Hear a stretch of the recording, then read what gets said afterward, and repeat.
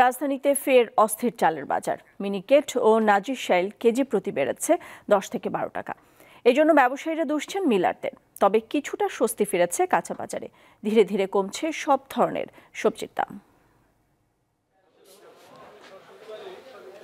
হঠাৎই রাজধানীর চালের বাজার অস্থির হয়ে উঠেছে। চালের সরবরাহ পর্যাপ্ত থাকার পরেও কয়েক মাস ধরেই কেজিতে 4 থেকে 5 টাকা করে বেড়েছে দাম।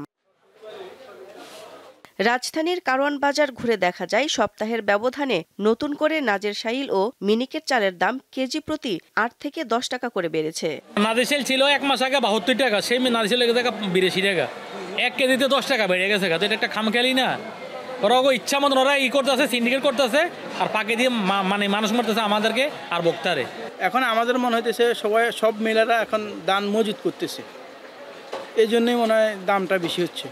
আর এখন কোনো সরকারি কোনো ম্যাজিস্ট্রেটরা তো যাচ্ছে না, এই জন্যই দামটা বেশি বাড়ায় দিছে। সবাই মানে চাচ্ছে যে কমুক, তো কমবে তো না, তাই না?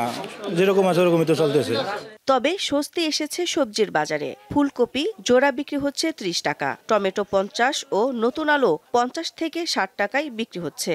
টমেটো গেছে 80 টাকা কেজি বিক্রি করছি, 50 থেকে 60 টাকা আমরা বিক্রি করি। সিম যেটা ভালোটা, সিম 20 টাকা কেজিও আছে, সিম 40 টাকা কেজি, এটা ভালোটা, আর 20 টাকা কেজিও সিম আছে। আলু 60 থেকে 70 টাকাও বিক্রি করছি, আলু 1 কেজি 50 টাকা। কাঁচা বাজার সবজি অনেক কম দেখলাম, 10 টাকা বিক্রি করছে কপি, 10 টাকা পিস। ব্রোকলি কিনলাম 2টা 80 টাকা দিয়ে, তারপরে আমি কিনছি আরও কাঁচামরিচ কিনলাম 60 টাকা কেজি।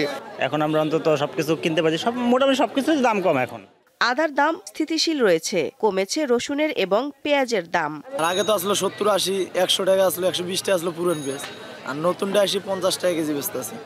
এখন বর্তমান যে বাজার দেখতেছি, সব ঘুরে টুরে দেখলাম, এখন মোটামুটি সবকিছু স্বাভাবিক। মাছ আগের বাড়তি দামেই বেচা কেনা চলছে। অপরিবর্তিত রয়েছে গরুর মাংস ও খাসির মাংসের দাম। দিলশা দানি, দীপ্ত সংবাদ, ঢাকা।